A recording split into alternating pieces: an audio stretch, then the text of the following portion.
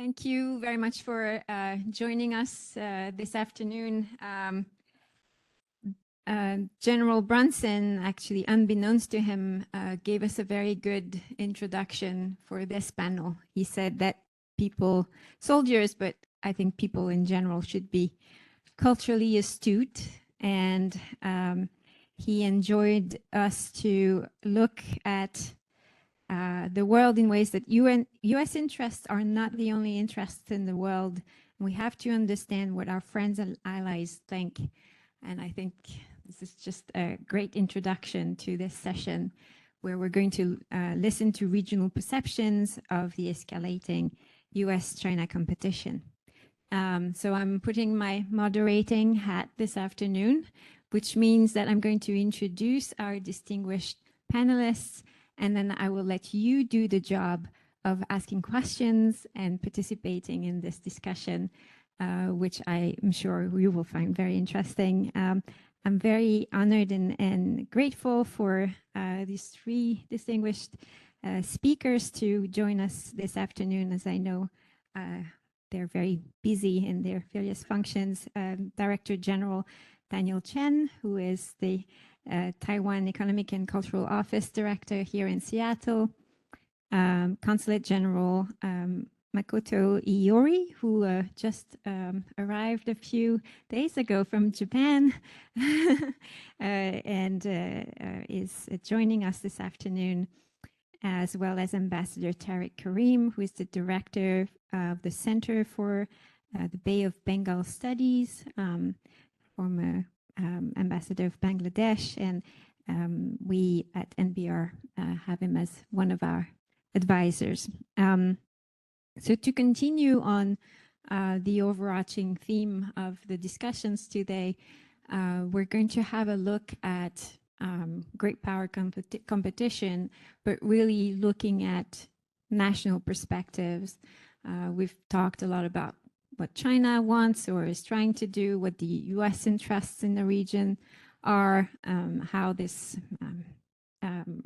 contest is playing out. But it is extremely important to understand that the elephants that Congressman Smith talked about this morning are not the only players in that contest. So I'm just going to open with a very broad question that I'm going to ask the three of our guests, all of you this afternoon, which is basically, how do you see this great power competition playing out from your national perspective? Why is it important in the way your respective countries look at their security environment, look at the current situation? Is it something that determines some of your own security posture? I think I kind of know what the answers would be for at least two of our panelists this afternoon, probably not as familiar with what Bangladesh thinks on these issues. Any kind of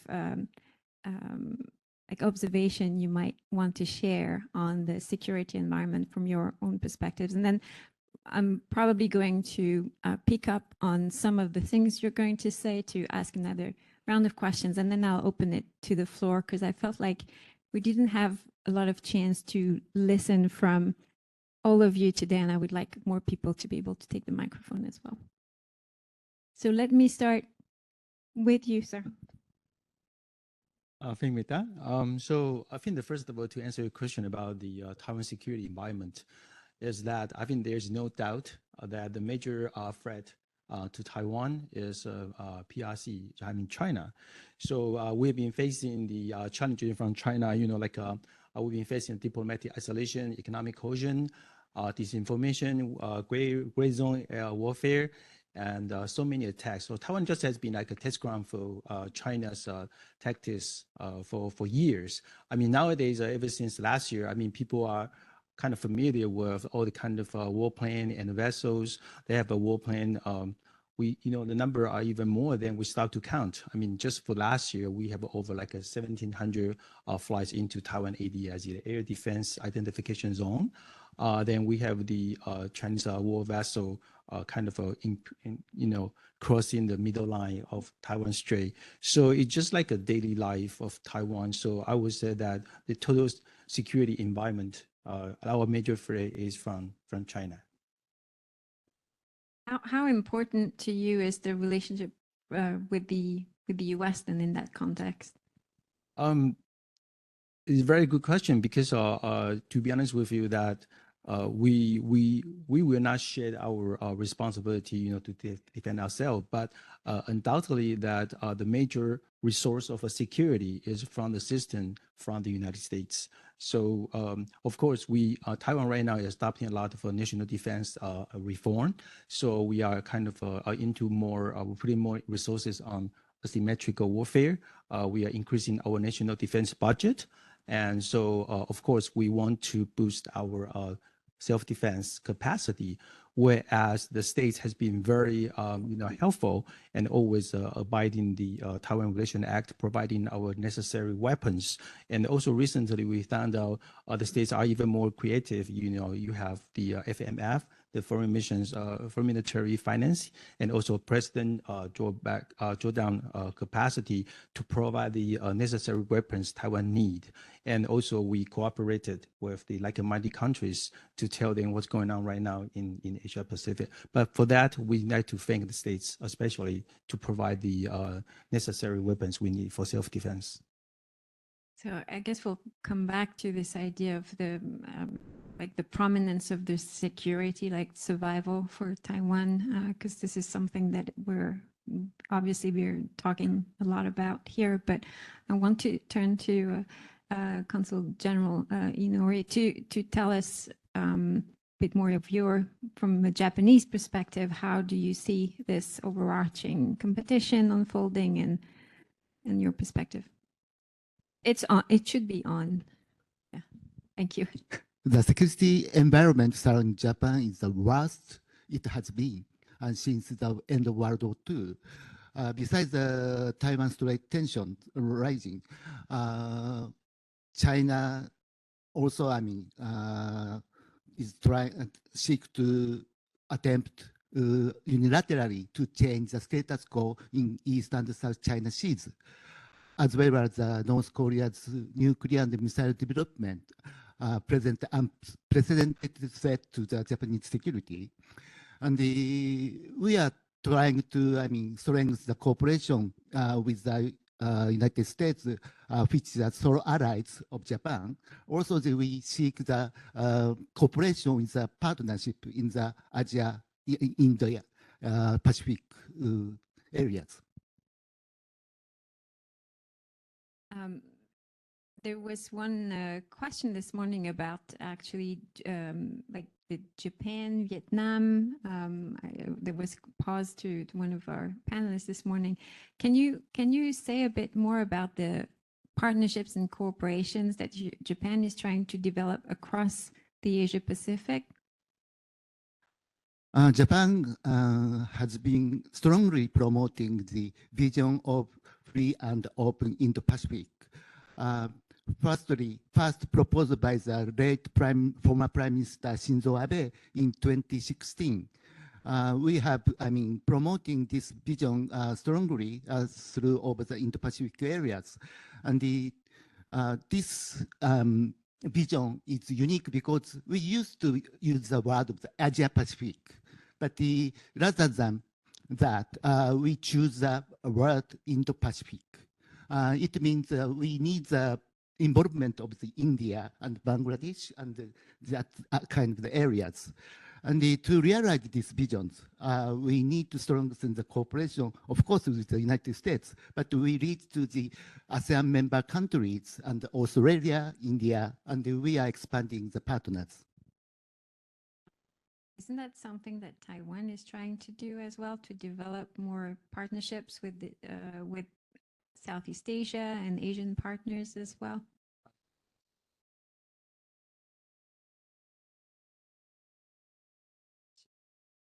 Should be on. I think ever since the administration came to power, that we have a new soft-foreign policy. So we try to increase more in the kind of people-to-people relations between Taiwan and Southeast Asia country to get to know each other more, so to share the same values. So even though Taiwan is not part of many regional cooperation regions, but still, I mean, we still have a lot of conversation and dialogue with the party concerned, even like a Qua, like ACUS, and also the Five Eyes.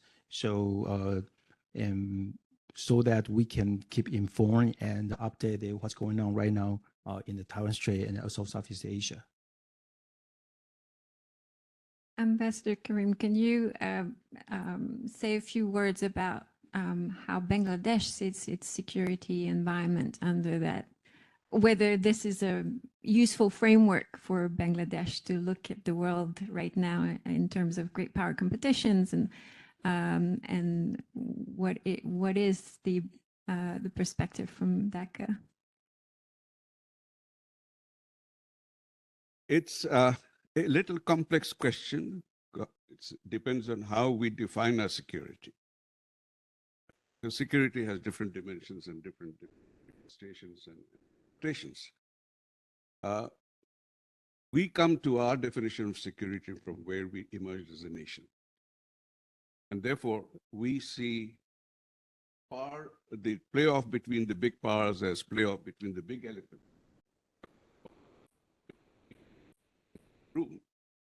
And I learned something very important when I was in South Africa. It's an African saying, but the Indians have something similar.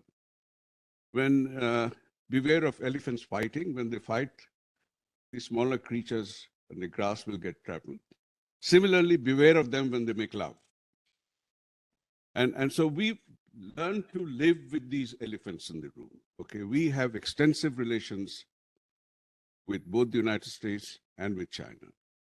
And this is, in a sense, if you go back to the history of the relations, when we were emerging or fighting for our independence, the US administration was actually in lockstep with China, but against us. The US people supported us. And now the situation has turned around. You are not in lockstep with China. You are in lockstep with India, which actually supported and gave us all sorts of help to become independent. And we have to contend with this. We, from the very beginning, our foreign policy was, we realized that we are like a brittle walnut in the jaws of not one, but two nutcrackers. One nutcracker, which is regional, that is India and China, and the other, which is global, which is the US and China. But we have relations with all of them. We don't want the nutcracker to crush us, but we want to have a relationship of symbiosis with all of them. And so essentially our policies flow from that we have to have good relations with everyone. We don't want to take sides with one, because if we take sides with one, the other is going to come. They have the capacity and the means to hurt us in many ways. Having said that, we also within our country, we have sharp divisions. And these divisions come from economic interest or political interest or ideological leanings. And there is still no broad consensus on this. There's a general consensus where we have to have good relations with everyone. But how we define those relations, there are nuances. So I'll stop there unless you have further. No, I was just about to say that China was not very friendly to Bangladesh either, because they put their veto into Bangladesh entering the UN at first, and there is also a sort of a change of situation. That was the Cold War. Yeah. That Cold War is over. There's a different Cold War coming now. So alignments have changed. It's like a kaleidoscope, the shifting. We have to survive despite that, because those powers will remain big and vast with the ability to do a lot of damage. We will remain where we are, but we have been developing our own domestic internal resilience, building up. I mean, we were in the early 70s written off as a basket case. Right? From that, we have emerged to where we are. We are among the 30 largest economies in the world. We have 170 million population, of which 50% are youth between the ages of 18 and 45. We have one of the fastest growing GDPs in the region. Yeah. And we have a young population which looks forward, which is very self-confident, doesn't want to be pushed around by anyone. They have hormones racing. If anybody tries to push them, he says, who the hell are you? Now, these are factors which are good. It's a question of how we harness them to keep taking us forward. Mm-hmm. Can I ask you something to go a little bit deeper, and how would you define security? You said there are many ways, it depends on what you mean by security. What would be your definition of Dhaka's perspective on security? Essentially socio-economic and political security. If I can give all the people in Bangladesh a decent life and income, that will lead to their defining what they mean by security. And we have relations, as I said, excellent relations with India. We have excellent relations with China. We are both participating in infrastructure development within the country, which has helped us to grow to where we are. We have positioned ourselves we were historically a bridge between East and West. Right now, I would say, if you ask me in the Indo-Pacific, I would say Bangladesh is at the epicenter of the Indo-Pacific, because the Bay of Bengal is the connector between the Indian Ocean and the Pacific Ocean. You cannot connect unless you go through the Bay of Bengal. The Straits of Malacca are through that. So we understand that we have a role to play, and we understand that we have responsibilities in it. Within the Bay of Bengal, we have taken the initiative to resolve all maritime disputes within. We don't have a problem with India. We don't have a problem with Myanmar. India doesn't have a problem with Myanmar. And we don't have problems with the others. Okay. So we have ensured that security comes from here. Our problem today from the region is from the Rohingya refugees and the treatment of the Rohingyas. But we are harboring 1.2 million refugees within a small area. And I see this is the most densely packed refugee camp, even if you compare with the other refugee camps in the West Asia. This is the most densely packed refugee camp anywhere in the world today. And we are a densely packed nation. So it's a densely packed zone harboring people who are fighting amongst themselves also. And in a country which will be affected, the indigenous people, our own people, are bound to be affected some way or the other. We welcome them as refugees, because we cannot forget that we started as a nation from having 10 million people taking refuge in India. If India had not given us refuge, then where would our history gone? We understood that. But those refugees in India came back to Bangladesh, to their country, and they built it. These refugees, I do not see any future for them going back to Myanmar unless problems within Myanmar are resolved.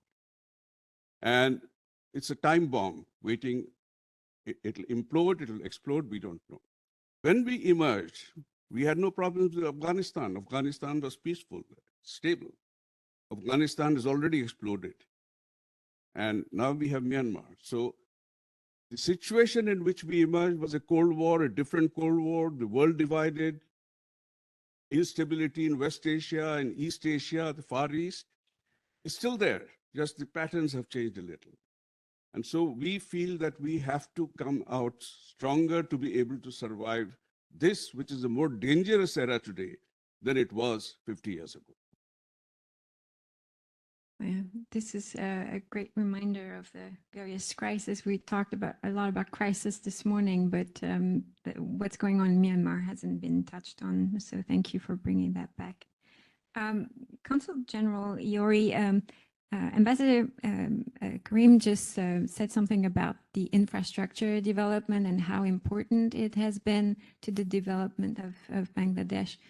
I know that Japan is very much involved in infrastructure development through various programs in Asia, in the Indo-Pacific.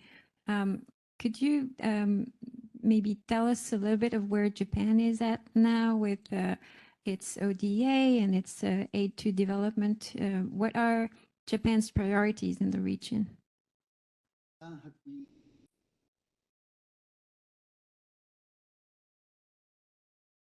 Yes, Japan has been extending the development assistance through the Indo-Pacific area for more than 60 years. And our development, method is to modernize energy sectors, also to develop the ports and airports to make it easier to export and import of that country's products. And also the vital focus is on the human resource development because to operate efficiency and effectively of those infrastructure, we need people to operate. So we have successfully built the industrial area in Thailand, Vietnam, Philippines, the Indonesians, and the India and the Bangladesh. And I personally believe that these infrastructure has been contributing the development of these Asia and India areas. And these countries are now coming the level of the middle income countries. So according to the OECD standard, we are going to finalize our ODA assistance to the country like Indonesia and the Philippines. But we're still going to extend the assistance to the Myanmar, Bangladesh, and the Cambodia and the Laos.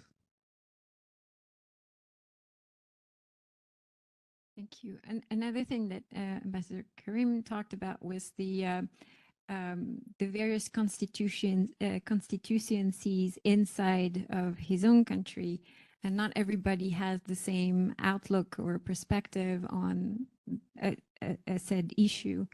And it seems like both for Taiwan and Japan, it's very straightforward right now. Your first response to my question was that there's no, it's very clear what the threat is. So even if the threat assessment is very clear, is there a possibility with upcoming elections in Taiwan that like the successors of President Tsai would have a different perspective on the security and the relationship with the U.S. and other Western partners? And the same question would be addressed to you as well within Japan. Is it that the threat assessment is a way, is there a consensus among the various political constituents? Because over here in the US, we always think that there's a bipartisan consensus that's very strong with regard to China. Some people start to think that the ways to address the China challenge is actually not really consensual either. So let's talk a little bit about that.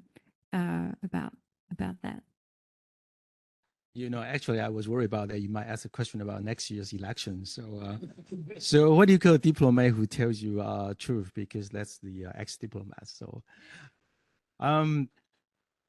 I would say that no matter who is in power, the major threat to Taiwan is still mainland China, no doubt of that. I mean, they may have some difference in their approaches to reach this. But it doesn't change anything about how we see China as our major threat, whereas our major protection still from the States. So for their part, even though if you say the most commonly received is that President Tsai's policy may be carried because I think we're going to adopt very sustainable and kind of a very persistent approach to China because we always maintain try to be responsible and we do not proactive. And it's always that China would like to change the status quo unilaterally. So to answer your questions is that no matter who is in power, we don't see the approach might be different, but the stance will be still the same. I hope that answers your questions. Yeah. Also, it's very tough for the bureaucrats and diplomats to say something about the political things. But I personally believe that the opposition parties also share the same recognition of the security environment surrounding Japan. And I believe that if the opposition parties win that next election, that most of the Japanese current policy are same, will be the same. I'm going to start opening the floor for those of you who have questions for our guests. The microphones are at the back of the room. And in the meantime, we're going to continue the conversation here. Ambassador Karim, can you go back to this idea of the nutcrackers? It's an interesting metaphor, and maybe say a little bit about the other elephant in the room that hasn't been talked about, which is Russia. And is this important for your country as well? Yeah, I'll be happy to. I said we have at least two elephants in the room. And the third one was this one? I didn't mention Russia. Russia was also with India to help us at the time of our independence. The vetoes it cast in the Security Council at that time, 2 vetoes, were absolutely critical, enabled us to continue the fight and win our independence. Then our relations have been normal, but not very close since then. We've had trade and other interaction, but of late, we have for long dreamt that we would have our own, we would transition from fossil fuel energy to clean energy. The founder of the nation, whom we call the father of the nation, he had dreamt that we must have a nuclear reactor, partly because Pakistan had one. So Bangladesh was deprived of that because the revenues from East Pakistan were invested there. That was the, so we were deprived, we must have our own nuclear reactor and transition to clean energy. Russia, we are getting the nuclear reactors from Russia. One is almost completed, it will be commissioned next year, and the other will be commissioned the year after. So that will lead us to getting a modicum of energy security. Without energy security, the wheels of our industry will not turn and grow. Without having an energy security, so we've mixed our, spread our mix of the. We used to have predominantly coal. We shifted to gas. Now we find that gas is perhaps not the best alternative, and of course we became hostage to the breakdown of the supply routes. We are transitioning to green energy from solar and others. There's a whole mix of it. And NBR did a meeting in Dhaka where this was discussed, how we could cooperate. We still eludes us because our history has been part of our own problem. The partition, we have sufficient hydropower energy between Northeast India, Nepal, and Bhutan, over 100 gigawatts, if not more, gigawatts. If we could cooperate and learn to cooperate and manage the waters and harness that. That has not yet happened. Only a little bit, we have made some progress there, maybe 40 megawatts might ultimately flow from Nepal to us. But we could transition to hydro if we all decided today within the next 10 to 12 years. Let me expand a little bit more on the security you asked about. Our securities are interlinked. Bangladesh's security is interlinked and intertwined with the security in Northeast India and the greater India in that sense by extension. When we decided that we have to have good relations, that was the first step to resolving the issues which India was facing with its several insurgency problems in the Northeast. The insurgencies were there because the Northeast was in the periphery for the central government. Aid did not reach them, development assistance did not need them, human growth development did not happen. They were cut off. They are essentially landlocked.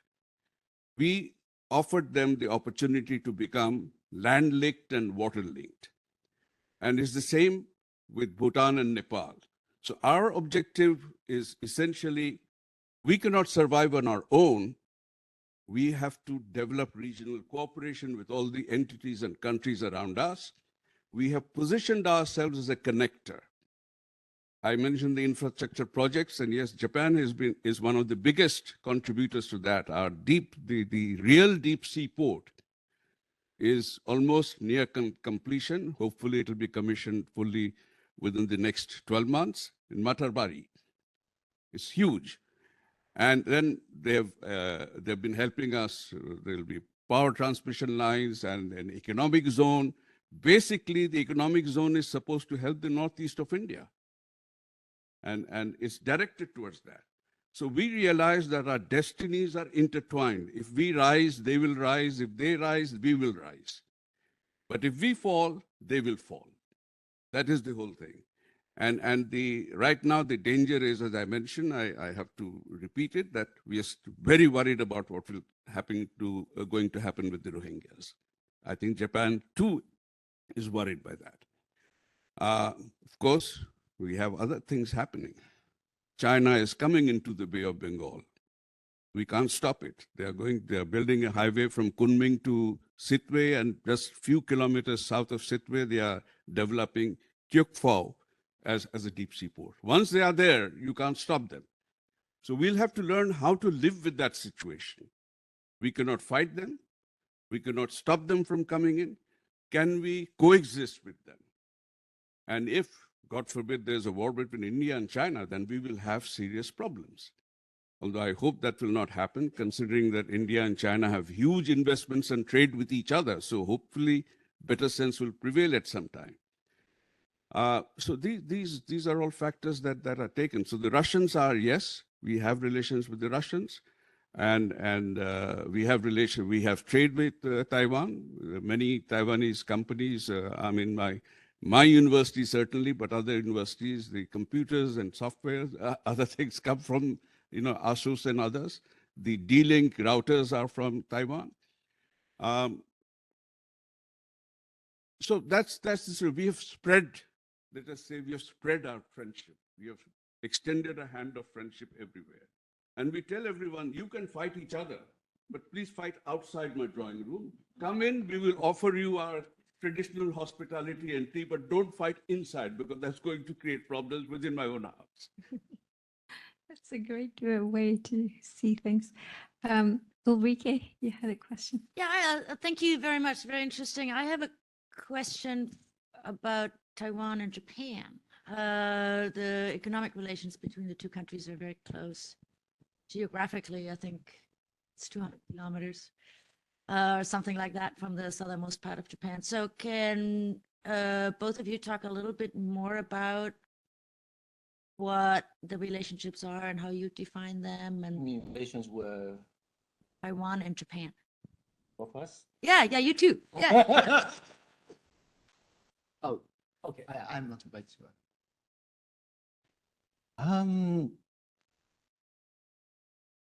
I think that even though we don't go publicly, but if you check the personal kind of the sentiment to Japan, I would say probably those Taiwanese people feel the people from States and people from Japan, they are most friendly. And so if you treat which country is most hostile to Taiwan, then I would say over 90% people in Taiwan will say China. So I remember that about years ago, maybe months ago, when Prime Minister Shinzo Abe mentioned in Nihongo kind of a Taiwan Yuji or Nihongo Yuji. So it tells you that the real relations between Taiwan and Japan, especially after the earthquake, March 11th, that we do find the bond between both countries are deeper than you expected, no matter in trade or in kind of tourism or kind of culture. And there are so many things, not going public to tell you the bond. I used to serve in the with the minister, and I tend to witness the close interaction between the relations between both sides, even though we cannot tell the detail about it. But I would say the relations between two countries, especially Japan and Taiwan, probably the relations are far better than you can ever imagine. That's my answers. Yeah, I'd like to add a few words. And the Japanese government, loosened the condition of the visa back in middle of the 2010s. And after that, the tourists coming from the foreign tourists coming to Japan is increased dramatically. And the Taiwan is not the exception. The number of the tourists, Taiwan tourists coming to Japan is huge now. Also, the many Japanese start to going to the Taiwan for sightseeing and the businesses. And one of the recent big news is the Taiwan semiconductor company decided to invest in Kyushu, and they are going to produce state-of-the-art semiconductors in Japan.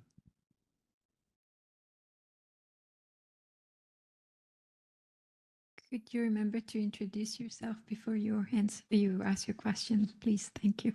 Yes, thank you. My name is Ben Westman. I'm an Army officer down at Joint Base Lewis McChord, about an hour south of here.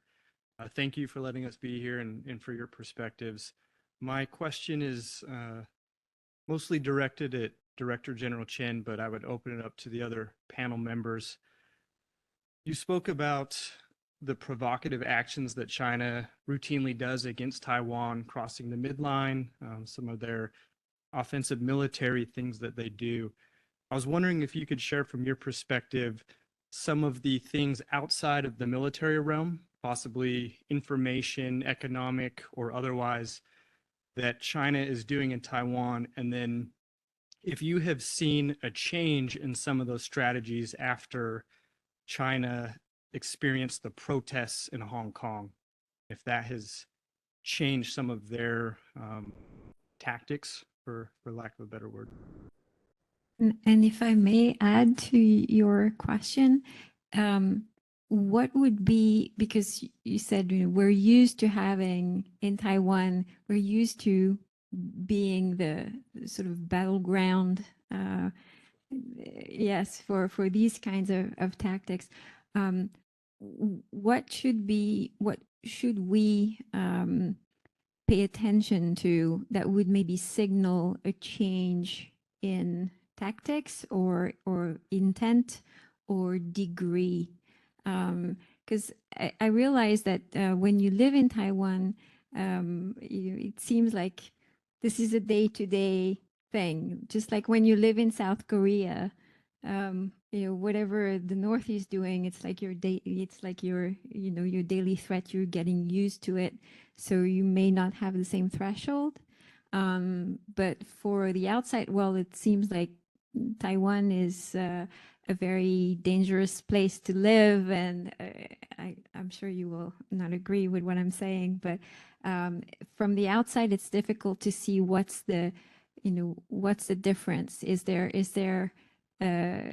Are there signals? Are there things that you think we should pay attention to that would signal something that is different, that is changing? Or has something changed, just like the question that was just asked? Sure, I'll try to answer your questions. The first question regarding about the PRC or China's aggression to Taiwan, rather than the military front. For example, that recently China fired kind of investigation to Taiwan non-tariff barrier to China's export to Taiwan. So the investigation could be finished, by a couple of weeks ago, but instead they extended the investigation until January 12th just one day before our presidential elections. So they tried to change the, try to threaten the people, says, if you don't behave, you don't follow my advice, then we're going to change the situation. So that's one thing. And also you see, in Taiwan, since we have many county or magistrate, which is run by different parties. For example, if in Nantou right now it's run by the KMT, the former ruling party, now is the opposition party. Then maybe in Tainan or Kaohsiung it's run by the DPP. So I think China always ban the fruits or kind of produce from certain magistrate to tell you that if you agree my principle with so-called one China principle, you say you're part of China, then we're going to give you some favor. Then if you are not, so they will ban the tourism, they will ban the trade. So I would say they target different magistrate to try to formulate your behavior with them. So I can talk for hours for this kind of action, China has against Taiwan. So that's something I will share with you. The second question regarding Nadège, your question is that I think if you put this rivalry between our competition between China and the States, I do see it seems to be an opportunity for Taiwan. And the reasons for that is, so for example, I'm not sure about you guys, but if I go to the Best Buy or kind of many, electronic stuff, so I kind of check the items, say, oh yeah, made in China. Then I will give a kind of second thought. So should I buy it or not? Because when you buy ICT products, you may have some malware or it's kind of, you'll be suspicious about what's really going on. But I'll be much more happy to see made in Taiwan or made in Japan. So which comes to give you kind of think about the question about the national security.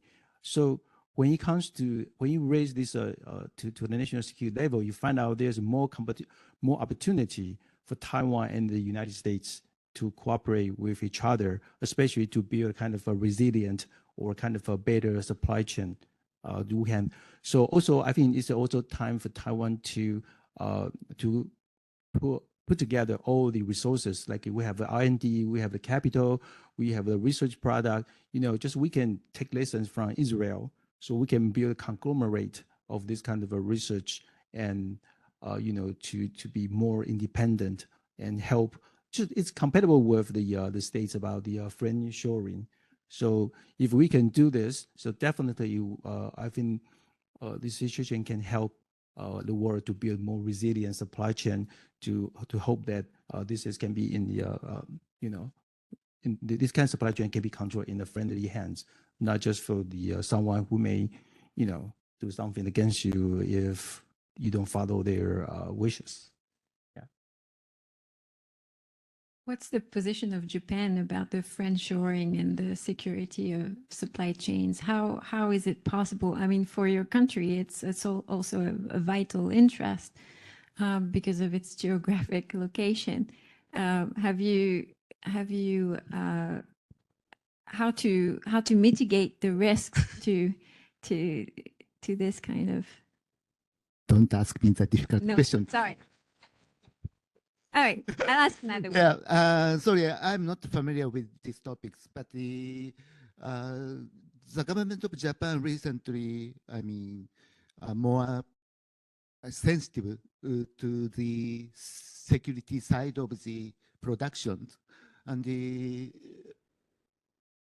also some Japanese company have some small movement to evacuate from the China because of the partly for the security reason, and as well as partly the current economic performance of China, and the government themselves are very sensitive, but we are living in the free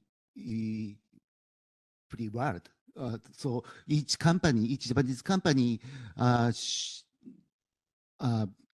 some considerations, and they are going to make the decision whether they go to China or they remain in China or not?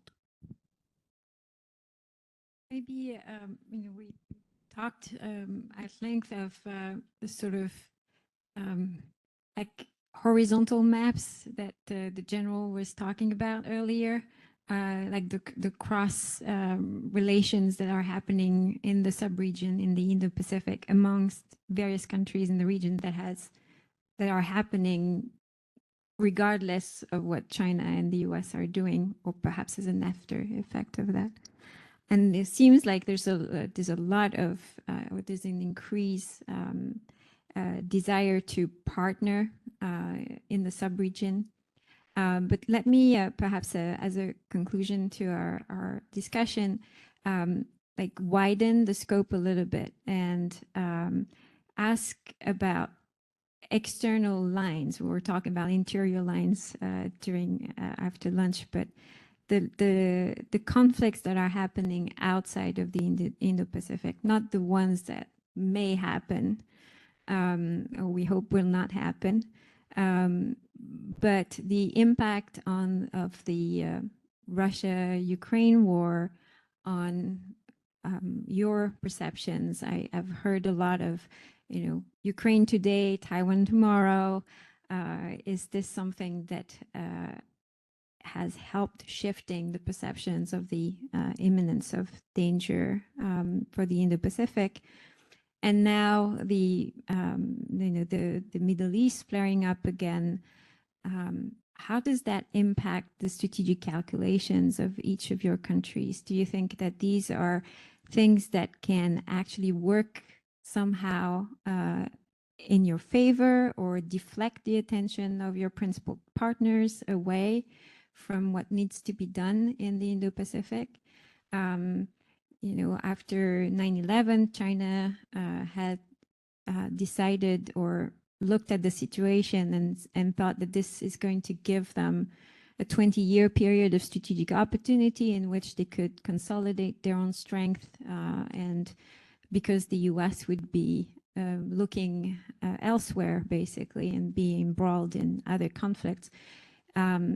I know we're still in the early days of what's happening, but have you started thinking about what is coming next because of those other areas in the world?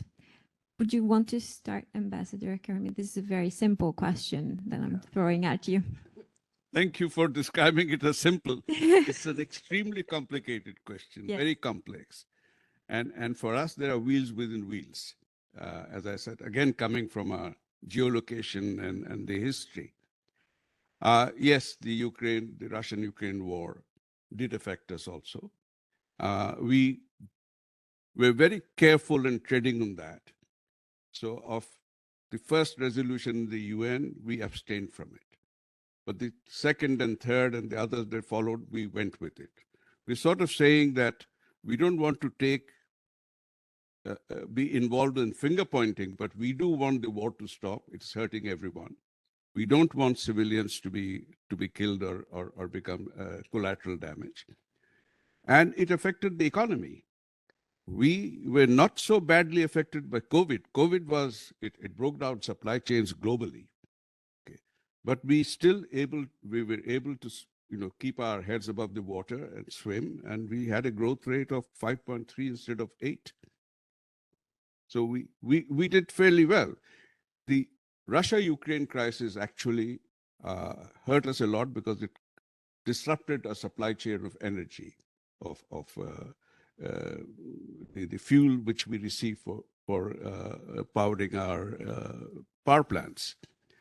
And we had to work around it. India came into our rescue. And in fact, India helped to get some of the supplies we were going to get from that region, because India was not subjected to the sanctions that we were, or they were affecting us. So that's one area. The second area is what you mentioned, the present Middle East crisis flaring up all over again. Here, it is complex. It's not at all simple. We have a hyphenated identity. When we emerged, we are 98% ethnic Bengalis, but we are also 80, 88, 89, 90% Muslims.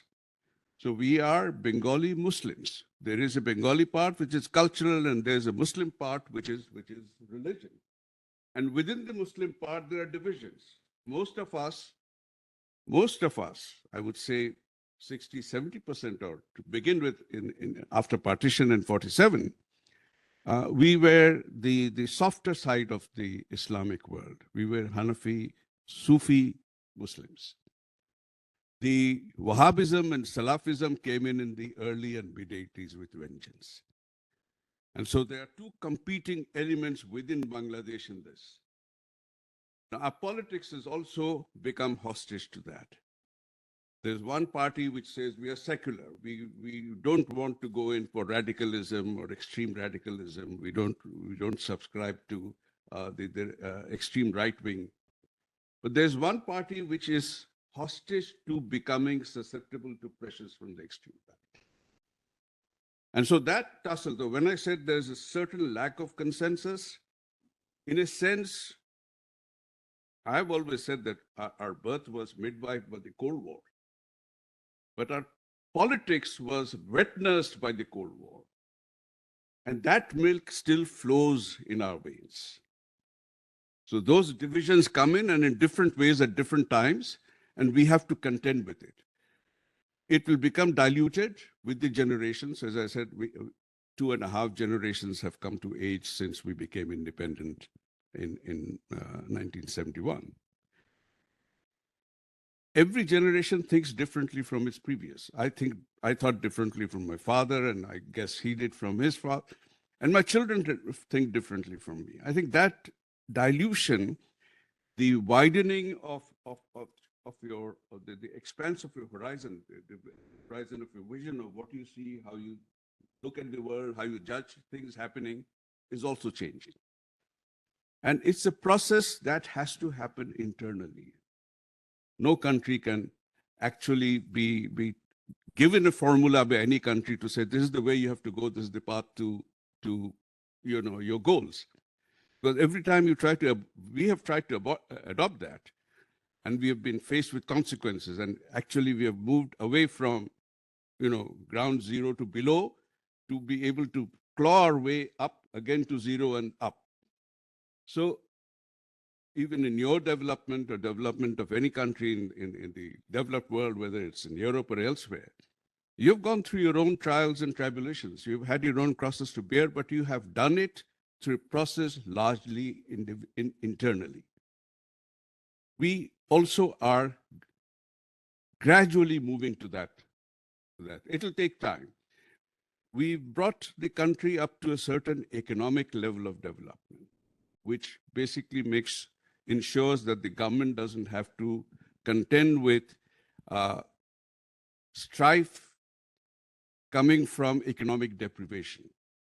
People are doing things. Now they want other things. And I think the government will have to address those other things, but it has to come from internally. Our solutions have to be drawn from internal sources. Consul General Iyori, looking back and perhaps in the future as well. Yeah, I mentioned that in 2016, former Prime Minister Abe proposed the free and open Indo-Pacific. At the time, some Japanese policymakers noticed that some countries are going to ignore free and open. We used to think that the freedom, democracy, territorial integrity, sovereignty, provision of use of force are universal values and principles. But in 2016, Japanese policymakers noticed something happening against these, what we thought universal values and principles. And now we have the mechanism in the free and open in the Pacific. It's a regional, mechanism, but we have to seek to expand beyond the region to have what we think these are the values and principles. Nadège, to answer your question, that if you think of beyond the Indo-Pacific, that the Russia invasion into Ukraine and also the Israel with the Palestinian, I think there are a couple of observations we have right now. We find out there's more and more cooperation between China and Russia, now even more to North Korea. And we also find out that China seems to be increasing their military activities. They become more and more assertive in the dispute territory, which worries me. If you ask me who may be the major threat to the Korean War orders, I would say that China has the first, they have the intention. Second, if you check all the dialogue or kind of conversation given by Xi Jinping within the party, you'll find out how incredibly surprising how do they think about the world, how about thinking of order. And second, I think China also has the ability, the capacity to change or challenge the rule-based orders. So that's what worries me. So I think Roy and I, we talked about the lesson, what do we learn from the Russia invaded Ukraine. And the China said, yeah, if you want to take Taiwan, we should be doing fast enough. That's one thing. Second is that they tried to get rid of the possible sanction posed by the Western society. So instead of using US dollars, now that they will keep on using renminbi or other rupees to denominate for this transaction, so they can avoid the sanction by the Western society. So as regard to the calculation of Taiwan and our partners, the major strategy or calculation is still that we will still keep on strengthening our national defense capacity, and we will also, alert and cooperate with our, friends like mighty countries. I don't have any kind of crystal ball to look into the mind of Kim Jong-un or Xi Jinping. So, but personally, I don't have any high hope about the situation right now in Indo-Pacific, especially when you have the foreign minister and national defense minister gone, missing for 1 month, and the former premier, the premier just got a heart attack and gone. So that's why I think what we're trying to do is we're still doing the same thing. Is we're going to increase the cost of China invade Taiwan, and just like General Bronson says that every day when Xi Jinping wake up and say today's not the day. So that's what we're trying to do to increase the cost. I mean, it's not matter whether or not they're going to attack Taiwan. It's just a matter of when. So I think it's very essential and important for Taiwan to keep on strengthening the national defense capacity. Thanks. That I think glimpse of hope. Let's say it's a glimpse of hope. If we work together, we're going to be able to deter that for as long as we can. So this is a hopeful note. Thank you for that. I want to thank you, the three of you, and we'll close this panel. We're going to have a 10 minutes break and come back for the last of the afternoon. Thank you very much.